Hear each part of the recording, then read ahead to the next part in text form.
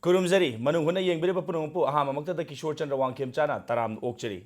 Manung Hutna a 360-degree analysis of news and eventa ngasi akhona khanaga dawribasi dahan January gi tarik mari ginwa lamdai da yuar ha bada khoigi ima market ahum leibi manungda ani imoinu market amadi new market asi sinaba yadaba phibam da leibadagi hauzik temporary market shed ama sananabagi paikhala liba thawrang sida oirakliba phibam asigi matang da ne khona khana jagadoribasi aduga Hidamasda khana nabi damota khoi studio lengsin duna leibiribasi agi hek right lengsin biribasi retired professor L Sadananda general secretary senior citizen for Manipur society Manipur ne ojabu taram oksai aduga agi extreme right lengsin biribasi na Manipur mail gi editor oja N Sanatom ne oja Sanatom basu taram oksai thank you ab hamda khoi oja da lakse ningi si asugum boy yamna laibak thiba thodo khai tare 6.7 gi Richter scale da adu ba koi gi earthquake ama lakhi 6.8 hai tare aduna lakhi badagi huzik oiraiba phibam si amarom da hare koi di sumba calamity ma lagadi laibak miyam si chungsin naraga amatta oina oiraga koi gi areta ade awana ta thok ta sin ta unaga laigado matam stage da yamna koi gi ima kaithel haidana Manipur gi yamna lemjaningai oiba phidam ningai oiba mafam asigi idagi issue ma koi gi epicenter ama oiraga masida tholaiba issue ji oja as a media da thabak tobiba oina command observe tobi karba meaning masi yengbi 6.8 magnitude asi Richter scale yoba adumba yuar habaduna koigi Keithel si Keithel ani haib tare ohum ani shok ki besima yam nungaite madumogi construction design da kaida moya mapan gi kangbu si laaga soiba khotpa jimakti haidraga su ko masi kara adum pham danger oi hari masi yam laibak thibani koi Manipur si taseng harga lam si pik panina plus koi gi khairamban bazaar hai basi yaw da di hingam da masi jongak pa mane koi gi periphery area da kwa khaiten da singjamai da khurai da de uri poki naurem thong smaina khaido khra bazaar si smain to main toro hinga ga je dum phadu jani delhi su yampi pe ga ju mai market se Chandni Chowk ade corner place dan ate ate myam re smaina akhoi su loina si khairamban bazaar si de hatta po leib je khairamban bazaar de natra di yadab dongna masi myam ji thokpasi aduna epicenter hoji ki kanum thola kan da ri hatta irang thokpari masi koi proper planning am darkar leini karai da koi gi pot leib si sidai na ta su leibi ai karai de nom to ya have wakhala ma koi gi mindset si change tongna na hona batai gari gi movement da chang par thing mani khangde और auto Changan नि खंगदे auto दु क्वाक्टेन खाम क्वाक्टेन लेरम line चचगिनी सिंगजमै the खाम सिंगजमै दि लेरम line चचगिनी खुराइ the खाम खुराइ दि लेर चचगिनी अदु अगदि खरम बाजार the थोइब problem सि हंदरप याय मासिगुम प्लानिंग सि अमा अफबम दरकार लै लमदि लैतमनिना अदु मैम सि येंग बताय करी तोरगा कमाइन तोरगा दगे अदुम वखलम खनबम दि दरकार होइते होन खनबा हो याय हाइबताय ओके अदु नदि कोइगी इम्फाल मयून द लैबा क्वारन कैथेन से the pull-up हुबजलक पसिगी alternative ama khoi thidokpa ma darkar laigani adu aragadi sigumba issues se khara makhai di handagani haiba oja san tomgi suggestion ni oja san da laksani si hojik lairiba phibam si yengorga masi what went wrong kai na ko ne swagri issue si handle tawbada swagri si kari no ja masi karai dai koina masi hai hauda ba kari ya hobuna no ja si ai onda haijo hena hairgadi ai na sum kan badade masi non issue ni hoi ada issue oi kreuji man issue oi daba ma namra issue wen ge bagi wari neba hoi masi thu issue bob ada conflict ni yes conflict si makal kan main to na masi ki problems is solve to utage have matang da conflict management hai ma ahan da hoi ada ki conflict si koi ki conflict resolution hai ma adaki aroi badati hojikte kari hairage da conflict transformation in life okay latest peace technology ni kamain to na conflict am to agadi conflict talk to yaro eba hoi mot mana da ba je dum lai ne ba but why confrontation hoi thengai na da unnecessarily sigi matang da phuna da chaina da nupi kanglup masen ngasi mi ahum so e to ta ba andong na nungai tiam hoi aduna sigumba confrontation and confrontation and conflict se masi prevent obadigi matam duri hengre preventable werami hoi matam chana mawong tana thabak tor magadi say for example sigi conflict se thok tringe da Hardana lady, Quiggy chief town planner lady. Adagi municipality lady. Impal Municipal Corporation lady ko. Asina chingba mayam kano tanaraga committee semaga. Sumain to the Koi ima Keithel ahum lebi manungda ani made retrofitting the yes expert kampuna tawi yani but it is not safe now. Masi changhan bachum moy risk low roi dabudi. Haiba mapanigi IIT gi karigi expert mayamna hairum ba wafum do. Madu ngakadam nichume. And tobadabo madu tautar de what is the alternative? About 2000 imas ko. Makoige Kanai the port yon pumgi. Temporary market sabai tangai fadrem. It is categorical, imperative. Taudabiya the portni.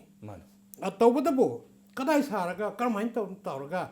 Hydra Committee, a lady, Impal Municipality, the Togudam Nevsidi. More problem Nevse. Now, why we go to the Chief Minister direct? What is you la live never? Other see, Punamosi Tormbaya to Hodre. How's it tea? Hector Kanai, order no so can they am talk de Imbalgi, quite a busiest wherever Tangal Bazargi. The most congested route in the bazaar. Ko, Aduli the temporary market, temporary set market sets is honey as not Taure. Adegi amok Tagdogi, Kambu, Amulaktana, Degi, Koige, Tangwebangi. Constitution ki MLA joy kisan hoy kari hoy to protest to anyway to riba punamak se preventable oiram mi habi wanida other preventable oi budu to hodram ni na prevent to ngabdre resolution ki wa lakne same thing resolution ji karmain to guda ke have se using matam de de result to no na bada kambu mena result to nunda kambu party any Canada conflict to either the conflict to a party any much resolution resolved to none of motivated with tab. Adu later the adim. Peace technology in a hibernate in a hibernaticus. Okay. Yeah, was a wakalam pukale was a sadan than a quickie. Non issue oiram, but put a ma issue or hen gray. Hibasi ma, I know toxins, a hijatari, Masima, Wakalansi, was I must come and dissect to be BMC. Issue oiram the poor issue or hen gray. I see, come on. Harishinel, say later, Banina. Of the Kadin, Pamba, Nupi, Imai Bensing, Shushu, Muatoba Jagada, Lampelda Pamuso, Pasoi the Pamuso, or Kada, Kura the Pamuso, have the Yagada of the Amtanate, which she Jagasimak the leaning in willing is. Lam Hibasi, we had this Harkagilam Matani. Harkana toning about we are Mapam Chad of the Girang Toribani, Odi Tangal Bajada, Bajar Sajalure Rang, where Masi Yaro, Yaro Kangazi, Kara, the Gia Kanara Yapote. Odi Wakald up, as you mean Lobia Lodovia, when a meet 2000 Haramina, when a Matam Karachi Aman is a flyovers in Lanbidraba. Flyovers in Matak, the concrete in the tub, where roofing shit kumba, Koigi. Hojiti arang bayam lera masi cham cham na kharga flyover mathak da lising ani do phaman mera yam line problem solve tong ai wa kan khali masi lanbi akhoi chapi drab sei amani se makha dum chakhi badan podium mathak lei lei gidrom makha chu dum kong ani traffic jam chu thoi mor moi lising ani je ai wa khal da masi lo ya lo flyover phaman laga di pi sing chu yar kani aduga problem su flyover si sei ani katang mayam lanbi ganu haibada ai wa kan yagado mali adu Kari Harakadon me lising any on the Matapongi by the flyover Solakadra, Natragana, another added material Mayama, after the roofing, Yam concretely talked about. Aduragadi temporary arrangement or temporary problem to assume this short to Togodra, I call it. Okay, but Ozans was a big was issues is solved over Su Yaram Bani, Adubu, out of an oigre. Ahamada, Quiggy, hey, Imama Kitsina, you are not Madam Moraga, Quiggy, Kai told him at them the government na Hamada Quiggy proposal Haitari, La Amisi, or using lady but market shed, and a Quiggy Tina district hospital or Bidimiba. Asimaga, Aduga Quiggy, Nagapangi, Paringi, Swigi, Calvert, Mataki stays down. Masida Ohengani, Hybagi proposal, see, later me, even a Quiggy, Kanonabo, IMC Nabu Masi, order talked na, date 7 January 7 da. 8 tagi PWD na madu thabak to tawruna bagi even order bo thu mi haibagi keno ama claim ama hui si ꯊꯥꯡꯃꯩꯕꯟꯒꯤ MLA ꯅ ꯊꯥꯡꯒꯠꯂꯛꯏ ꯃꯁꯤꯃꯛꯁꯨ ꯑꯩꯈꯣꯏꯅ ꯇꯥꯈꯤꯕ꯭ꯔꯥꯅꯁꯨ ꯈꯜꯂꯤ ꯁꯣ ꯑꯗꯨ ꯑꯣꯏꯔꯒꯗꯤ ꯉꯁꯥꯏꯒꯤ ꯁꯣꯂꯨꯁꯟꯁꯤꯗ ꯒꯃꯦꯟꯅꯗꯤ ꯄꯨꯛꯅꯤꯡ ꯆꯪꯅ or ꯁꯤꯟꯁꯤꯌꯔꯂꯤ ꯇꯧꯖꯔꯒꯁꯨ somewhere ꯁꯝꯍꯥꯎ ꯀꯅꯥꯒꯨꯝꯕ ꯈꯔꯅ ꯃꯗꯨꯗ ꯑꯌꯦꯠꯄ ꯏꯀꯥꯏꯕ ꯂꯥꯛꯄ꯭ꯔꯥ ꯃꯁꯤ ꯃꯁꯥꯏꯗꯗꯤ ꯑꯩꯈꯣꯏꯅ ꯁꯣꯂꯨꯁꯟꯁꯤ ꯄꯨꯔꯛꯅꯕ ꯍꯣꯠꯅꯕꯗ ꯁꯔꯀꯥꯔꯁꯤ ꯃꯀꯣꯛ ꯉꯥꯎꯔꯝꯒꯗ꯭ꯔꯥ ꯑꯣꯖꯥ ꯀꯃꯥꯏꯅ ꯇꯧꯕ ꯃꯥꯅꯦ ꯁꯤ ꯁꯣꯜꯕ ꯇꯧꯕ ꯇꯥꯕꯅꯤ ꯑꯩꯅ ꯉꯁꯥꯏ ꯍꯥꯏꯖꯈꯤꯕꯗꯣ ꯀꯣꯟꯐ꯭ꯂꯤꯛ ꯔꯤꯖꯣꯂꯨꯁꯟ ꯍꯥꯏꯕꯒꯤ ꯃꯇꯝꯗꯁꯨ ꯂꯣꯏꯈ꯭ꯔꯦꯕ ꯍꯧꯖꯤꯛꯇꯤ ꯑꯗ ꯀꯣꯟꯐ꯭ꯂꯤꯛ ꯇ꯭ꯔꯥꯟꯁꯐꯣꯔꯃꯦꯁꯟ ꯍꯥꯏꯕ ꯑꯃ ꯂꯥꯛꯑꯦꯕ ꯇ꯭ꯔꯥꯟꯁꯐꯣꯔꯝ ꯇꯧꯕ ꯀꯣꯟꯐ꯭ꯂꯤꯛꯁꯦ ꯈꯔ ꯄꯣꯖꯤꯇꯤቭ ꯑꯣꯏꯕ ꯑꯥꯎꯠ ꯑꯣꯐ ꯕꯣꯛꯁ ꯑꯩꯈꯣꯏꯒꯤ ꯍꯥꯟꯅ ꯈꯟꯅꯔꯤꯕ ꯑꯩꯒꯤ ꯍꯥꯟꯅ ꯄ꯭ꯔꯤ ꯁꯦꯠ ꯑꯥꯏꯗꯤꯌꯥ ꯀꯥꯡꯕꯨ ꯑꯅꯤꯒꯤ ꯃꯔꯛꯇ ꯂꯩꯅꯔꯤꯕꯗꯨ ꯊꯥꯗꯣꯛꯑꯒ in the interest of the general people ꯃꯤꯌꯥꯝ ꯄꯨꯝꯅꯃꯛꯀꯤ ꯑꯗꯨꯒ ꯁ꯭ꯇꯦꯠꯀꯤ ꯑꯣꯏꯅ ꯌꯥꯏꯐꯅꯕꯒꯤ ꯋꯥꯈꯜꯁꯤꯅ ꯃꯥꯡꯑꯣꯏꯅꯔꯒ ꯑꯥꯎꯠ ꯑꯣꯐ ꯕꯣꯛꯁ ꯑꯁꯤ ꯐꯖꯅ ꯈꯜꯂꯒ ꯑꯁꯤ ꯄꯣꯖꯤꯇꯤቭ ꯑꯣꯏꯕ ꯑꯩꯈꯣꯏ ꯈꯔ ꯑꯣꯏꯊꯣꯛꯄ ꯌꯥꯕ ꯑꯗꯣ ꯂꯥꯟꯅ ꯔꯥꯖꯅꯤꯇꯤꯒꯤ ꯑꯣꯏꯕ ꯃꯥꯏꯟꯁꯦꯠꯇꯁꯤꯃ ꯊꯥꯗꯣꯛ ꯇꯥꯔꯦ ꯀꯣ ꯄꯣꯂꯤꯇꯤꯀꯦꯜ ꯑꯩꯈꯣꯏꯒꯤ ꯃꯤꯠꯌꯦꯡꯗ ꯀꯂꯔ ꯀ꯭ꯂꯥꯁ ꯎꯞꯄꯒ ꯁꯨꯝ ꯌꯦꯡꯕꯒꯤ ꯖꯥꯎꯟꯗꯤꯁ ꯑꯥꯏꯒꯤ ꯃꯤꯠꯌꯦꯡꯁꯤꯃ ꯊꯥꯗꯣꯛ ꯇꯥꯔꯦ ꯑꯗꯨ ꯍꯦꯛ ꯂꯩꯔꯤꯉꯩꯗꯤ ꯀꯟꯐ꯭ꯔꯟꯇꯦꯁꯟꯒꯤ ꯋꯥꯐꯝꯁꯦ ꯑꯗꯨꯝ ꯂꯩꯅꯦꯕ ꯍꯣꯏ ꯑꯗ ꯏꯟ ꯗ ꯏꯟꯇꯔꯦꯁ ꯄꯤꯌꯣꯔꯂꯤ ꯀꯩ ꯍꯥꯏꯅꯤ ꯒꯤꯇꯥꯗꯒ ꯍꯥꯏꯕ ꯑꯩꯈꯣꯏꯒꯤ ꯗ꯭ꯌꯨꯇꯤ ꯐꯣꯔ ꯗ꯭ꯌꯨꯇꯤ ꯁꯦꯛ ꯍꯥꯏꯕ ꯅꯤꯁꯀꯥꯝ ꯀꯔꯃꯒꯤ ꯚꯥꯕꯇ ꯁꯤꯗꯤ ꯇꯧꯐꯝ ꯊꯣꯛꯏꯅ ꯂꯩꯕꯥꯛꯀꯤ ꯏꯟꯇꯔꯦꯁꯇ ꯑꯩꯈꯣꯏ ꯃꯁꯤ ꯁꯣꯜꯕ ꯇꯧꯐꯝ ꯊꯣꯛꯏ ꯑꯗꯨ ꯑꯣꯏꯔꯒꯗꯤ ꯑꯩꯒꯤ ꯑꯣꯏꯕ ꯂꯅꯥꯏꯒꯤ ꯑꯣꯏꯕ ꯀꯥꯡꯂꯨꯞꯀꯤ ꯑꯣꯏꯕ ꯋꯥꯈꯜ ꯀꯣ ꯄ꯭ꯔꯤꯁꯦꯠ ꯑꯥꯏꯗꯤꯌꯥ ꯃꯁꯤ ꯈꯔ ꯏꯟꯇꯔꯦꯁ ꯂꯩꯔꯤꯕ ꯃꯌꯥꯝꯁꯤꯡꯁꯤ ꯊꯥꯗꯣꯛꯈ꯭ꯔꯒ ꯑꯩꯈꯣꯏ ꯇꯦꯕꯜꯗ ꯐꯝꯃꯤꯟꯅꯔꯒꯅꯦ ꯍꯦꯛꯇ ꯐꯖꯅ ꯁꯦꯡꯅ ꯍꯥꯏꯅꯕ ꯌꯥꯝꯁꯨ ꯂꯥꯞꯅ ꯆꯠꯂꯣ ꯍꯥꯏꯕꯁꯨ ꯆꯨꯝꯗꯦ ꯏꯃꯥꯁꯤꯡꯁꯦ ꯈꯔ ꯅꯛꯁꯟꯕ ꯄꯥꯝꯖꯕꯅꯦꯕ ꯑꯗꯣ ꯈꯔꯁꯨ ꯅꯛꯄ ꯌꯥꯕ ꯑꯣꯏꯕ ꯌꯥꯕꯁꯦ ꯉꯁꯥꯏꯒꯤ ꯅꯥꯒꯥ ꯅꯥꯂꯥꯏ ꯃꯊꯛꯇ ꯁ꯭ꯂꯦꯞ ꯍꯩꯔꯤ ꯃꯌꯥꯝꯁꯦ ꯑꯁꯤ ꯐꯖꯅ ꯑꯗꯨꯝ ꯁꯤꯖꯤꯟꯅꯕ ꯌꯥꯏ 2000 ꯑꯗꯨꯋꯥꯏꯗꯤ ꯑꯦꯀꯣꯃꯣꯗꯦꯠ ꯇꯧꯕ ꯉꯝꯅꯦꯅ ꯈꯜꯂꯤ ꯄꯪꯊꯥꯞꯁꯨ ꯊꯥꯞꯄ ꯅꯠꯇꯦ ꯍꯥꯏꯇꯥꯔꯦ ꯄꯪꯊꯥꯞꯁꯨ ꯊꯥꯞꯄ ꯅꯠꯇꯦ ꯑꯗꯨꯅ ꯆꯟꯗ꯭ꯔꯒꯅ ꯈꯔ ꯂꯦꯝꯍꯧꯔꯤꯕ ꯈꯔꯗꯨꯁꯨ ꯑꯃꯨꯛ ꯍꯧꯖꯤꯛ ꯍꯥꯏꯅꯔꯤꯕ ꯀꯩꯊꯦꯜ ꯑꯍꯨꯝ ꯃꯅꯨꯡꯗ ꯑꯃꯗꯤ ꯇꯦꯛꯇ ꯀꯥꯏꯗꯅ ꯂꯩꯔꯤꯑꯕ ꯁꯤꯒꯤ ꯃꯊꯛꯇꯒꯤ ꯖꯒꯥ ꯂꯩꯔꯤ ꯁ꯭ꯄꯦꯁ ꯂꯩꯔꯤꯑꯕ ꯏꯃꯥꯁꯤꯡꯁꯦ ꯐꯝꯍꯟꯕ ꯌꯥꯕ ꯃꯗꯨꯗꯁꯨ ꯑꯦꯀꯣꯃꯣꯗꯦꯠ ꯇꯧꯕ ꯌꯥꯏ ꯑꯗꯨꯅ ꯁꯝꯅ ꯍꯥꯏꯔꯕꯗ ꯑꯩꯅ ꯍꯥꯏꯔꯤ ꯃꯁꯤ ꯑꯩꯈꯣꯏꯒꯤ ꯔꯥꯖꯅꯤꯇꯤꯒꯤ ꯋꯥꯈꯜ ꯀꯣ ꯊꯦꯡꯒꯥꯏꯅꯕꯒꯤ ꯃꯥꯅ ꯇꯧꯔꯗꯤ ꯍꯦꯛꯇ ꯌꯦꯠꯀꯅꯤ ꯍꯥꯏꯕꯒꯤ ꯋꯥꯈꯜꯁꯤꯃ ꯊꯥꯗꯣꯛꯑꯕ ꯑꯗꯨꯗꯒꯤ ꯑꯩꯒꯤ ꯍꯥꯟꯅ ꯑꯩ ꯈꯜꯂꯤꯁꯤꯅ ꯆꯨꯝꯃꯦ ꯍꯥꯏꯖꯔꯤꯕ ꯋꯥꯐꯝ ꯉꯝꯖꯅꯕ ꯌꯦꯠꯀꯅꯤ ꯍꯥꯏꯕꯒꯤ ꯋꯥꯈꯜꯁꯦ ꯑꯦꯇꯤꯇ꯭ꯌꯨꯠꯁꯤꯃ ꯊꯥꯗꯣꯛꯑꯕ ꯑꯗꯨ ꯑꯣꯏꯔꯒꯗꯤ ꯑꯥꯎꯠ ꯑꯣꯐ ꯕꯣꯛꯁ ꯍꯥꯏꯅ ꯍꯥꯏꯅꯔꯤꯕꯁꯦ ꯃꯁꯤ ꯇꯧꯔꯒ ꯏꯔꯥꯏ ꯂꯥꯏꯅ ꯁꯣꯜꯕ ꯇꯧꯕ ꯌꯥꯅꯤꯅ ꯑꯩ ꯈꯟꯖꯩ out of the box think out of the box ꯍꯥꯏꯇꯥꯔꯦ ꯑꯩꯈꯣꯏꯒꯤ ꯈꯔ ꯇꯣꯉꯥꯟꯕ ꯃꯑꯣꯡꯗ ꯃꯌꯥꯝꯅ ꯈꯟꯅꯗꯕ ꯃꯑꯣꯡꯗ ꯃꯗꯨ ꯈꯟꯕ ꯉꯝꯃꯒꯗꯤ ꯀꯣꯟꯐ꯭ꯂꯤꯛꯀꯤ ꯔꯤꯖꯣꯂꯨꯁꯟꯁꯤ ꯄꯨꯔꯛꯄ ꯉꯝꯃꯝꯒꯗꯕꯅꯤ ꯑꯗꯨꯕꯨ ꯍꯧꯖꯤꯛꯇꯤ ꯄ꯭ꯔꯤꯚꯦꯟꯠ ꯑꯣꯏꯕ ꯌꯥꯕ ꯄꯣꯠꯇꯨꯁꯨ ꯄ꯭ꯔꯤꯚꯦꯟꯇꯦꯕꯜꯗꯤꯒꯤ ꯂꯥꯟꯊꯣꯛꯈ꯭ꯔꯦ ꯍꯧꯖꯤꯛꯁꯤ ꯀꯔꯤ ꯑꯣꯏꯔꯛꯀꯗꯕꯅꯣ ꯍꯥꯏꯕꯁꯤ ꯏꯚꯟ ꯁꯔꯀꯥꯔꯅꯁꯨ ꯑꯣꯔ ꯑꯦꯅꯤ ꯃꯁꯤꯗ ꯁ꯭ꯇꯦꯛ ꯍꯣꯜꯗꯔ ꯃꯌꯥꯝꯁꯤꯅꯁꯨ ꯃꯀꯣꯛꯁꯤ ꯉꯥꯎꯔꯝꯒꯅꯤ ꯃꯁꯤ ꯀꯔꯤ ꯑꯣꯏꯔꯛꯀꯗꯒꯦ ꯍꯥꯏꯕꯁꯤ ꯏꯚꯟ ꯑꯩꯈꯣꯏ ꯂꯦꯃꯦꯟ ꯑꯩꯈꯣꯏ ꯏꯆꯝ ꯆꯝꯕ ꯃꯤꯅꯁꯨ ꯒꯦꯁ ꯇꯧꯔꯒ ꯂꯩꯕ ꯅꯠꯇꯅ ꯑꯩꯈꯣꯏ ꯍꯧꯖꯤꯛ ꯀꯔꯤꯁꯨ ꯍꯥꯏꯕꯗꯤ ꯉꯝꯗꯦ ꯁꯖꯦꯁꯟ ꯁꯤ ꯇꯧꯕ ꯌꯥꯏ ꯍꯥꯏꯕ ꯅꯠꯇꯅ ꯑꯩꯈꯣꯏꯅ ꯁꯤ ꯀꯩꯁꯨ ꯍꯥꯏꯕꯗꯤ ꯉꯝꯗꯦ ꯑꯗꯨꯕꯨ ꯌꯦꯁ ꯃꯇꯥꯡꯗ ꯑꯩꯈꯣꯏ ꯕ꯭ꯔꯦꯛ ꯂꯧꯖꯒꯦ ꯕ꯭ꯔꯦꯛꯀꯤ ꯃꯇꯨꯡꯗ ꯍꯥꯏꯔꯤꯕ ꯍꯤꯔꯝꯁꯤꯒꯤ ꯑꯃꯨꯛ ꯃꯈꯥ ꯇꯥꯕ ꯅꯩꯅꯖꯈꯤꯒꯦ ꯀꯤꯞ ꯋꯥꯆꯤꯡ ꯃꯅꯨꯡ ꯍꯨꯠꯅ ꯕ꯭ꯔꯦꯛꯀꯤ ꯃꯇꯨꯡꯗ ꯃꯅꯨꯡ ꯍꯨꯠꯅ ꯌꯦꯡꯕꯤꯔꯤꯕ ꯄꯨꯝꯅꯃꯛꯄꯨ ꯑꯃꯨꯛꯀ ꯍꯟꯅ ꯇꯔꯥꯝꯅ ꯑꯣꯛꯆꯔꯤ ꯉꯁꯤ ꯑꯩꯈꯣꯏꯒꯤ ꯃꯅꯨꯡ ꯍꯨꯠꯅꯒꯤ ꯑꯦꯄꯤꯁꯣꯗꯁꯤꯗ ꯑꯩꯈꯣꯏꯅ ꯈꯟꯅꯖꯔꯤꯕ ꯑꯁꯤ ꯏꯃꯥ ꯃꯥꯔꯀꯦꯠ ꯇꯦꯝꯄꯔꯔꯤ ꯃꯥꯔꯀꯦꯠ ꯁꯦꯠ ꯊꯪꯒꯥꯜ ꯕꯖꯥꯔꯒꯤ ꯄꯔꯤꯡ ꯀꯁꯇꯨꯔꯤ ꯊꯣꯡꯁꯤ ꯐꯥꯎꯕꯗ ꯁꯥꯒꯅꯤ ꯍꯥꯏꯕꯗꯒꯤ ꯍꯧꯖꯤꯛ ꯑꯣꯏꯔꯛꯏꯕ ꯃꯅꯤꯄꯨꯔꯒꯤ ꯐꯤꯕꯝ ꯑꯃꯗꯤ ꯉꯁꯤꯃꯛ ꯑꯩꯈꯣꯏꯒꯤ ꯑꯌꯨꯛꯀꯤ ꯄꯨꯡ 5ꯗꯒꯤꯅ ꯅꯨꯡꯗꯥꯡꯋꯥꯏꯔꯝ ꯄꯨꯡ 6 ꯐꯥꯎꯁꯤ ꯇꯥꯛꯗꯣꯅ ꯕꯟ ꯀꯧꯗꯅ ꯑꯩꯈꯣꯏꯒꯤ ꯃꯍꯧꯁꯥꯒꯤ ꯄꯨꯟꯁꯤ ꯊꯪꯒꯥꯜ ꯕꯖꯥꯔꯔꯣꯝꯒꯤ ꯁꯥꯏꯠ ꯑꯃꯁꯨꯡ ꯊꯥꯕꯡꯕꯗ ꯑꯦꯔꯤꯌꯥꯗꯗꯤ ꯌꯥꯝ ꯆꯥꯎꯅ ꯑꯩꯈꯣꯏꯒꯤ ꯁꯣꯛꯄ ꯎꯈꯤ ꯑꯣꯖꯥ ꯃꯊꯪꯗ ꯑꯩꯈꯣꯏ ꯂꯥꯛꯆꯅꯤꯡꯉꯤꯁꯤ ꯑꯍꯥꯟꯕ ꯑꯩꯈꯣꯏꯒꯤ ꯃꯁꯤꯒꯤ ꯏꯁꯨꯁꯤ ꯁꯥꯔꯛꯑꯦ ꯍꯥꯏꯕ ꯀꯥꯟꯗ ꯃꯁꯤ ꯁꯥꯕꯤꯒꯅꯨꯅ ꯍꯥꯏꯕ ꯃꯇꯝꯁꯤꯗ ꯏꯚꯟ ꯔꯤꯄ꯭ꯔꯖꯦꯟꯇꯦꯇꯤꯚꯁ ꯑꯣꯐ ꯇꯥꯛꯗꯣ ꯍꯥꯏꯇꯥꯔꯦꯀꯣ ꯇꯥꯛꯗꯣꯒꯤ ꯃꯤ ꯔꯤꯄ꯭ꯔꯖꯦꯟꯇꯦꯇꯤꯚ 3 CM ꯎꯅꯕ ꯆꯪꯉꯨꯏ ꯋꯥꯔꯤ ꯁꯥꯟꯅꯕ ꯃꯇꯝꯗ ꯑꯩꯈꯣꯏꯗꯤ ꯑꯦꯅꯤ ꯍꯥꯎ ꯀꯩꯊꯦꯜꯗꯤ ꯁꯥꯔꯅꯤ ꯇꯥꯛꯗꯣꯅ ꯑꯩꯈꯣꯏꯒ ꯏꯃꯥꯕꯦꯟꯒ ꯌꯥꯅꯕ ꯄꯣꯔꯛꯑꯣ ꯍꯥꯏꯗꯅ ꯎꯅꯕ ꯆꯪꯉꯤꯕ ꯔꯤꯄ꯭ꯔꯖꯦꯟꯇꯦꯇꯤꯚꯁꯤꯗ ꯑꯁꯤ ꯍꯥꯏꯗꯣꯔꯛꯄ ꯍꯥꯏꯕꯁꯤ ꯃꯁꯤ ꯗꯨ ꯌꯨ ꯊꯤꯡ ꯃꯁꯤ ꯂꯤꯗꯔꯁꯤꯞ ꯑꯃꯒꯤ ꯌꯥꯝꯅ ꯑꯩꯈꯣꯏꯒꯤ ꯀꯩꯅꯣ ꯂꯩꯕ ꯒꯨꯟ ꯂꯩꯕ ꯑꯗꯨꯒꯨꯝꯕꯒꯤ ꯋꯥꯈꯜꯅꯦꯅ ꯂꯧꯕꯤꯕ꯭ꯔꯥ ꯅꯠꯇ꯭ꯔꯒꯅ ꯑꯩ ꯍꯤꯡꯉ ꯂꯣꯏꯔꯦꯅ ꯈꯜꯂꯒ ꯆꯦꯟꯕꯅꯦꯅ ꯂꯧꯕꯤꯗꯣꯏꯔꯥ ꯃꯁꯤ ꯀꯩꯅꯣꯅꯦ transparency 하이비시디 quite 파림니 시 tawdore lokthokpadu phadi pharibani arang sagi action du changthil lukanda mogi loophole saigadra kari koy asweba mayam ama yoram bagi ngasai ngangna khiba wawadar yawba yawdaba kaiba thori myam do si tawge haina torma kitang taptharam babu di ai pos bazagi reaction du ngai boina sida sara kari kai si toroga kari kai myam khana bai rumam piram babu di ai ado hojikti masi thangal bazara sa bai bisimdi koi madrid victim oigi oyu oiroi to akhoi phawo yaning dre hai tare masi tawrunu hai tare tawrunu hai di irang duna sum kallaga baja irang jum kalle ga kra ya ga ge ado ga di alternative arrangement ju kramai leini hoji koi mai bel sing hai tare representative sing mogi leader sing do kawro moga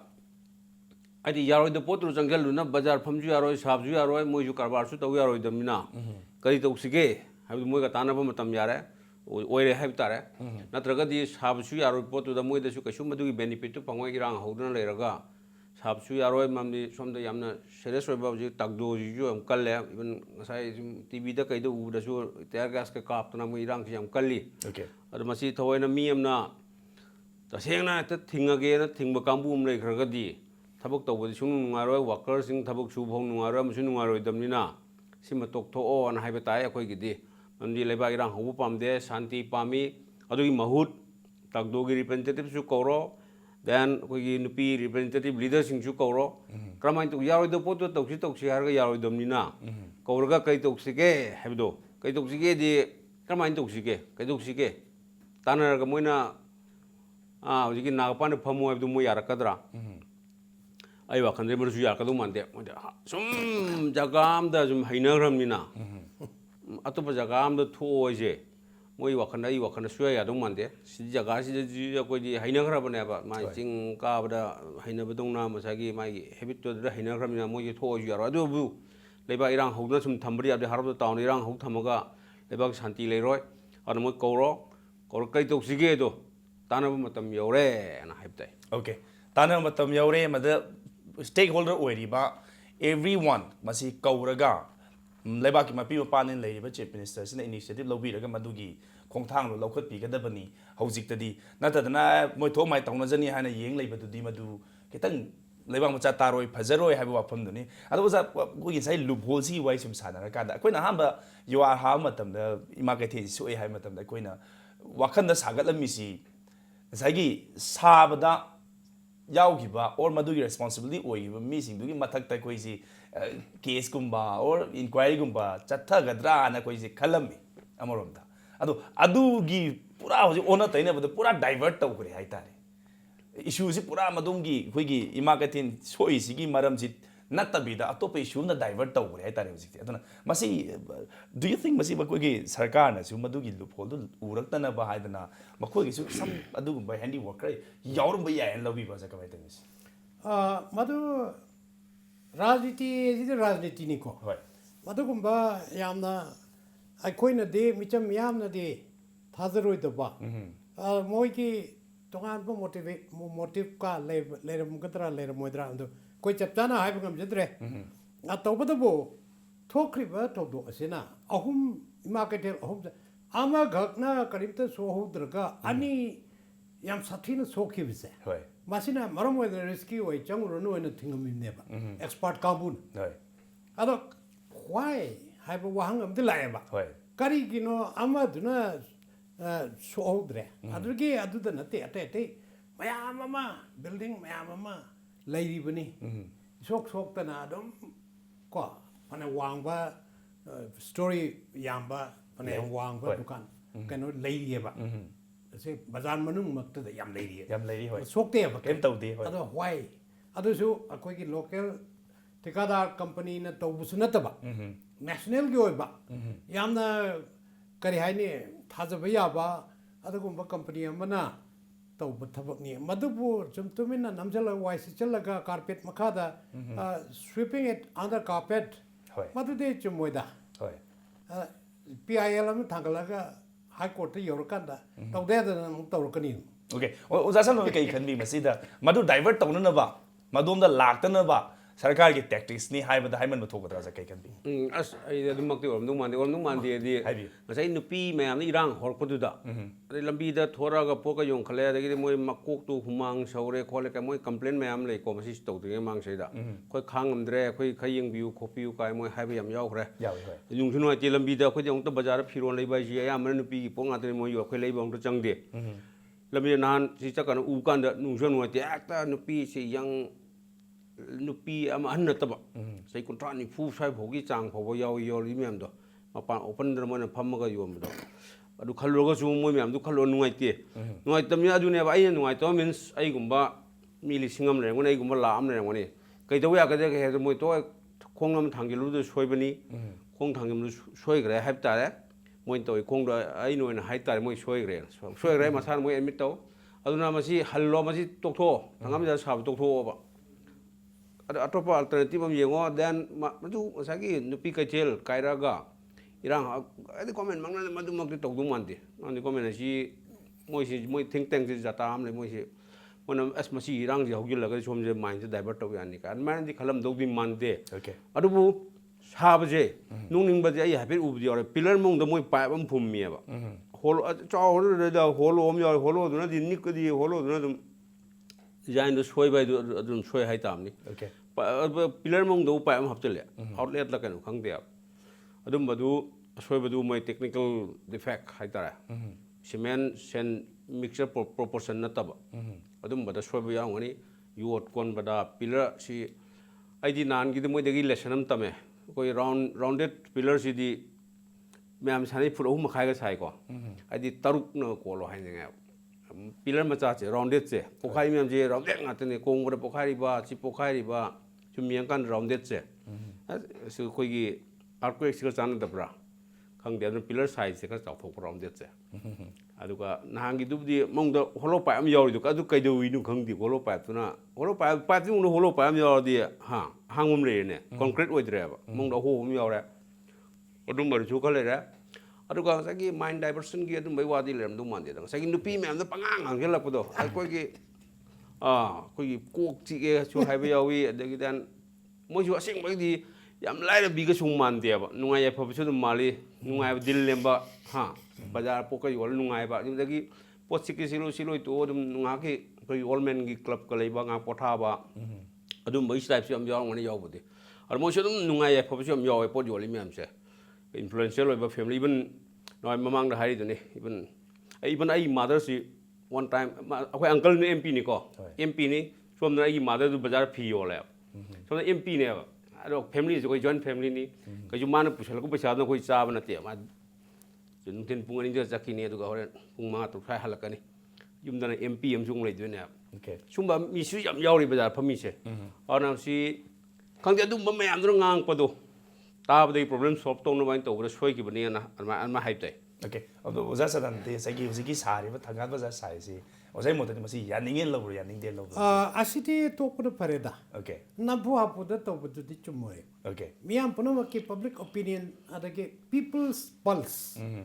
मिहुल से करिनो मियाम की attitude से करिनो है से होसे खंगा मनेन खल मान अदना मसिदी कोई सना तो मन हाई जुमाइना बा आदे मसिनत्रदि स्वेयद्रे जिदि लैते सी मफम सिनत्रदि स्वेयद्रे जि हाइनो बा होय अखोय ऑप्शन हैबजे अल्टरनेटिव थीबकी लबेल अदोम दसु करा अदा आई जे करे हाइने सनु बै कागी आइना हाइगी दु नत्र स्वेयद्रे जुदि मदु थादोक पिरुबा ओके अदुना नि एन आउट ऑफ बॉक्स ता हेक्ट खलगा रिप्रेजेंटेटिव मैम सिंग कौरगा फजना वारी से in the interest of the people and the state. The scene Kashulite about what Sine Maram Wedana, going development work, the Yam Kai talk, but Miam the Susanti Landaba. Masi from that point of view. Don't be young solutions, line for Payani and Kali. Karaga Handok Naragati. Okay, Kaga Handona Baduga, Yarimakai, Tangal Bazar, Saga, the Ribaku, temporary market sheds, Madi, Masimadi Mayam, Huling Bidaga, Tok Piro, Madun Hena, Yaifagani. हाई वाखल दनि ओजान थम्बी से अब अदु जागु स्वाइदा ngasi mak ꯑꯩꯈꯣꯏꯒꯤ ꯍꯧꯖꯤꯛ ꯍꯥꯟꯅ ꯗꯤꯁꯇ꯭ꯔꯤꯛ ꯍꯣꯁꯄꯤꯇꯥꯜ ꯂꯩꯔꯝꯃꯤꯕ ꯇꯦꯝꯄꯔꯤ ꯃꯥꯔꯀꯦꯠ ꯁꯦꯠꯀꯤ ꯏꯃꯥ ꯏꯕꯦꯜꯁꯤꯡꯁꯤꯅꯁꯨ ꯇꯥꯛꯗꯣꯅ ꯄꯥꯏꯈꯠꯂꯛꯏꯕ ꯑꯣꯔ ꯆꯪꯁꯤꯜꯂꯛꯏꯕ ꯈꯣꯡꯖꯪꯁꯤ ꯁꯞꯄꯣꯔꯠ ꯇꯧꯒꯅꯤ ꯍꯥꯏꯕꯒꯤ ꯄꯣꯂꯔꯥꯏꯖꯦꯁꯟ ꯍꯥꯏꯇꯥꯔꯦ Yes. ꯁꯤꯒꯨꯝꯕ ꯌꯥꯝ ꯐꯖꯕ ꯍꯥꯏꯒꯗ꯭ꯔꯥ ꯐꯖꯗꯕ ꯍꯥꯏꯒꯗ꯭ꯔꯥ I don't know how to put it but ꯑꯁꯤꯒꯨꯝꯕ ꯑꯃ ꯊꯣꯛꯂꯛꯑꯦ ꯍꯧꯖꯤꯛꯇꯤ ꯑꯗ ꯂꯨꯔꯤꯁꯤ ꯀꯣꯟꯐ꯭ꯂꯤꯛ ꯑꯃ ꯁꯣꯜቭ ꯇꯧꯅꯕ ꯍꯣꯠꯅꯕꯗ ꯀꯣꯟꯐ꯭ꯂꯤꯛꯁꯤ ꯁꯨꯝ ꯆꯥꯎꯊꯣꯔꯛꯄꯗꯧꯅ ꯇꯧꯋꯤ ꯃꯁꯤꯗ ꯑꯣꯖꯥ ꯂꯥꯁ ꯑꯣꯏꯅ ꯀꯔꯤ ꯁꯖꯦꯁꯟ ꯇꯧꯕ ꯌꯥꯏ ꯑꯩꯈꯣꯏ ꯃꯁꯤ ꯏꯟꯇꯔꯅꯦꯜ ꯀꯣꯟꯐ꯭ꯂꯤꯛ ꯊꯣꯛꯂꯛꯑꯦ ꯍꯥꯏꯇꯥꯔꯦ ꯑꯃꯔꯣꯝꯗ ꯉꯁꯥꯏꯒꯤ ꯀꯩꯊꯦꯜ ꯃꯅꯨꯡꯁꯤꯗꯁꯨ ꯑꯗꯨꯒꯤ ꯐꯤꯕꯝꯗꯣ ꯂꯥꯛꯑꯕꯅꯤꯅ ꯃꯁꯤꯗ ꯐꯝꯃꯤꯟꯅꯔꯒ ꯋꯥꯔꯤ ꯁꯥꯕ ꯍꯥꯏꯁꯤ ꯑꯩꯉꯣꯟꯗ ꯋꯥꯟ ꯋꯥꯔꯗ ꯍꯥꯏꯗꯤ ꯐ꯭ꯂꯥꯏꯑꯣꯚꯔꯁꯤ ꯐꯝꯍꯜꯂꯣ ꯍꯥꯏꯔꯤꯁꯦ ꯐ꯭ꯂꯥꯏꯑꯣꯚꯔ ꯃꯊꯛꯁꯦ ꯃꯣꯏ 2,000 ꯐ꯭ꯂꯥꯏꯑꯣꯚꯔ ꯌꯥꯝ ꯂꯥꯏꯅ ꯑꯦꯀꯣꯃꯣꯗꯦꯠ ꯇꯧꯕ ꯌꯥꯅꯤ ꯄꯣꯠꯁꯨ ꯃꯣꯏꯅ ꯃꯊꯛꯇ ꯌꯣꯟꯈꯤꯗ꯭ꯔꯕꯅꯤꯅ ꯃꯈꯥꯗ ꯄꯣꯠ ꯂꯩꯕ ꯑꯝꯇ ꯂꯥꯛꯑꯔꯣꯏ ꯑꯗ ꯃꯈꯥꯗ ꯄꯣꯠ ꯂꯩꯕ ꯂꯥꯛꯇ꯭ꯔꯗꯤ ꯃꯈꯥꯗ ꯇ꯭ꯔꯥꯐꯤꯛ ꯖꯥꯝꯁꯨ ꯊꯣꯛꯑꯔꯣꯏ ꯏꯃꯥ ꯏꯕꯦꯜꯁꯤꯡꯁꯨ ꯐ꯭ꯂꯥꯏꯑꯣꯚꯔꯗ ꯐꯝꯃꯨ ꯍꯥꯏꯕꯗꯨ ꯃꯣꯏ ꯌꯥꯔꯛꯀꯅꯤ ꯑꯩ ꯊꯥꯖꯩ ꯕꯖꯥꯔ ꯃꯅꯨꯡꯅꯤꯅ ꯑꯗꯨ ꯑꯣꯏꯔꯒꯗꯤ ꯌꯥꯝ ꯊꯨꯕ ꯁꯣꯂꯨꯁꯟ ꯑꯃ ꯑꯩꯒꯤ ꯋꯥꯈꯜꯗꯗꯤ ꯑꯗꯨ ꯂꯩ ꯑꯣꯖꯥ ꯍꯣꯏ ꯀꯔꯤ ꯂꯩꯔꯝꯗꯧꯅꯣ ꯈꯪꯗꯦ ꯃꯗꯨ ꯑꯣꯏꯔꯒꯗꯤ ꯍꯥꯏꯗꯤ ꯔꯨꯐꯤꯡꯁꯦ ꯑꯩꯈꯣꯏꯒꯤ ꯀꯣꯟꯀ꯭ꯔꯤꯠ ꯆꯦꯛꯀꯨꯝꯕ ꯀꯩꯒꯨꯝꯕ ꯇꯧꯕ ꯅꯠꯇꯕ ꯑꯩꯈꯣꯏꯒꯤ ꯑꯥꯏꯔꯟ ꯄꯣꯜ ꯈꯔ ꯇꯧꯔꯒ ꯅꯣꯡꯗꯤ ꯇꯥꯍꯟꯗꯕ ꯗꯦꯟ ꯃꯈꯥꯗ ꯄꯣꯠ ꯂꯪꯊꯔꯛꯄꯁꯨ ꯌꯥꯗꯅꯕ ꯋꯥꯜ ꯃꯆꯥ ꯃꯉꯥꯟꯁꯨ ꯆꯪꯉꯛꯄ ꯏꯂꯦꯛꯇ꯭ꯔꯤꯐꯤꯀꯦꯁꯟꯒꯤꯁꯨ ꯌꯥꯝ ꯗꯔꯀꯥꯔ ꯂꯩꯔꯣꯏꯗꯕ ꯃꯑꯣꯡꯗ ꯃꯗꯨꯅꯦ ꯑꯩꯒꯤ ꯍꯥꯏꯕꯨ ꯐ꯭ꯂꯥꯏꯑꯣꯚꯔ ꯐꯝꯍꯜꯂꯣ ꯁꯤꯅꯤ ꯑꯩꯗꯤ ꯑꯣꯖꯥꯒꯤ ꯁꯖꯦꯁꯟꯗꯤ ꯃꯁꯤ ꯀ꯭ꯋꯤꯛ ꯔꯦꯃꯦꯗꯤ ꯀꯩ quick remedy ꯑꯩꯅ ꯍꯥꯏꯖꯈ꯭ꯔꯤꯗꯨꯅꯤ ꯈꯟꯕ ꯌꯥꯕ ꯂꯩꯌꯦꯕ ꯑꯗꯣ ꯃꯌꯥꯝꯁꯦ ꯄꯨꯟꯁꯤꯜꯂꯀꯥꯟꯗ ꯄꯥꯔꯇꯤ ꯑꯅꯤꯃꯛꯀꯤ ꯀꯣꯟꯐ꯭ꯂꯤꯛꯇꯤꯡ ꯄꯥꯔꯇꯤ ꯑꯅꯤ ꯑꯁꯤꯒꯤ ꯔꯤꯄ꯭ꯔꯖꯦꯟꯇꯦꯇꯤꯚ ꯈꯔ ꯀꯔꯤ ꯍꯥꯏꯅꯤ sense of tolerance and accommodation ꯈꯤꯇꯪ ꯍꯦꯛꯇ ꯑꯅꯤꯡꯕꯗꯨ ꯊꯨꯡꯗ꯭ꯔꯗꯤ ꯁꯨꯡꯌꯥ ꯌꯥꯗ꯭ꯔꯦ ꯍꯥꯏꯕꯒꯤ ꯁꯤꯇꯠꯅꯕꯒꯤ ꯋꯥꯈꯜꯁꯤꯃ ꯊꯥꯗꯣꯛꯄꯤꯔꯒ ꯑꯗ ꯐꯖꯅ ꯐꯝꯃꯤꯟꯅꯔꯒꯅꯦ ꯑꯁ ꯀꯔꯝꯍꯥꯏꯅ ꯇꯧꯁꯤꯒꯦ ꯌꯥꯝ ꯍꯦꯟꯅꯁꯨ ꯂꯥꯞꯇꯕ ꯑꯗꯨꯒꯨꯝꯕ ꯏꯅꯛ ꯅꯛꯄꯗ ꯈꯨꯠꯅ ꯂꯥꯝꯕ ꯐꯪꯕ ꯀꯣ ꯃꯗꯨꯗ ꯇꯧꯕꯗ ꯀꯔꯤ ꯀꯥꯏꯒꯦꯅꯦ ꯀꯀꯥ ꯍꯥꯏꯕ ꯑꯍꯜꯒꯤ ꯑꯣꯏꯕ ꯑꯗꯨꯅ ꯁꯤꯅꯤꯌꯔ ꯁꯤꯇꯤꯖꯟ ꯑꯃ ꯑꯣꯏꯅ ꯑꯩꯅ ꯍꯥꯏꯖꯅꯤꯡꯕꯗꯤ ꯀꯣ there is no problem which cannot be solved by means of see very kari haine knowledgeable dialogue si natradi violence ama tawbirano aina appeal tawjaningse yam nungaiteba nupi ahum soe including one IRB woman ko moye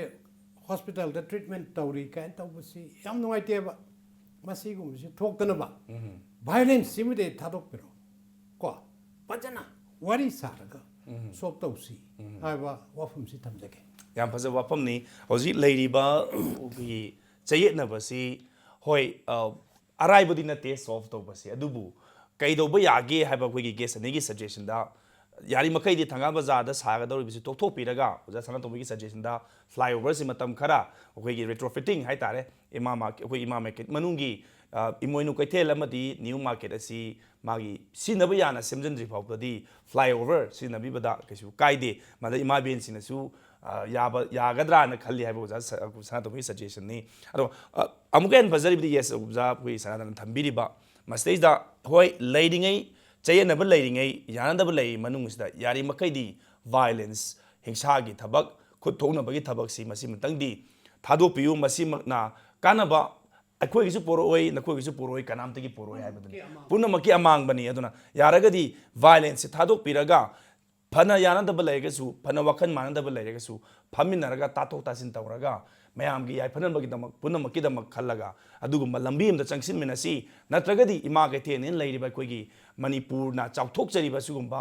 ꯑꯩꯈꯣꯏꯒꯤ ꯃꯌꯣꯜ ꯑꯁꯤꯗꯩꯁꯤꯗ ꯑꯁꯤꯒꯨꯝꯕ ꯊꯣꯛꯂꯛꯄ ꯍꯥꯏꯁꯤꯃꯛ ꯑꯩꯈꯣꯏꯒꯤꯗꯤ ꯃꯥꯏꯗ ꯏꯁꯥꯗ ꯀꯥꯂꯤ ꯇꯩꯁꯤꯟꯖꯕꯒꯨꯝꯕꯅꯤ ꯌꯥꯝꯅ ꯑꯩꯈꯣꯏꯒꯤ ꯀꯩ ꯍꯥꯏꯅꯤ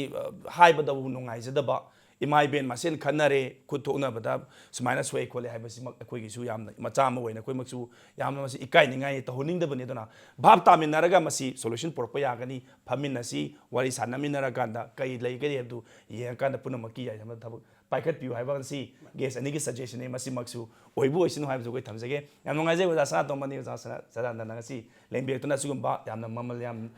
ꯅꯥꯏꯕ ꯍꯥꯏꯇꯥꯔꯦ ꯃꯃꯜ ꯌꯥꯝꯅ ꯑꯩꯈꯣꯏ ꯁꯖꯦꯁꯟ ꯄꯤꯕꯤꯔꯝꯕꯁꯤꯃꯛ ꯑꯩꯈꯣꯏꯒꯤ ꯁꯔꯀꯥꯔꯒꯤ ꯃꯅꯥꯀꯣꯡ ꯌꯧꯔꯒ ꯁꯔꯀꯥꯔꯅꯁꯨ ꯁꯤꯒꯨꯝꯕ ꯑꯩꯈꯣꯏꯒꯤ ꯋꯥꯈꯜꯂꯣꯟꯁꯤ ꯂꯧꯁꯤꯜꯂꯒ ꯄꯣꯖꯤꯇꯤቭ ꯁ꯭ꯇꯦꯞ ꯑꯃ ꯄꯥꯏꯈꯠꯂꯛꯀꯅꯤ ꯍꯥꯏꯕ ꯑꯁꯥꯗꯨ ꯊꯝꯖꯔꯤ ꯂꯣꯏꯅꯅ ꯒꯦꯁ ꯑꯅꯤꯕꯨꯁꯨ ꯊꯥꯒꯠꯆꯕ ꯐꯣꯡꯗꯣꯛꯆꯔꯤ ꯃꯇꯥꯡ ꯑꯁ꯭ꯋꯥꯏꯗ ꯉꯁꯤꯒꯤ ꯑꯣꯏꯅꯗꯤ ꯃꯅꯨꯡ ꯍꯨꯠꯅ ꯂꯣꯏꯁꯤꯟꯖꯔꯤ ꯌꯦꯡꯕꯤꯔꯣ ꯄꯨꯝꯅꯃꯛꯇꯒꯤ ꯀꯥꯏꯅꯅꯕ ꯌꯥꯊꯪ ꯅꯤꯖꯔꯤ ꯈꯨꯔꯨꯝꯖꯔꯤ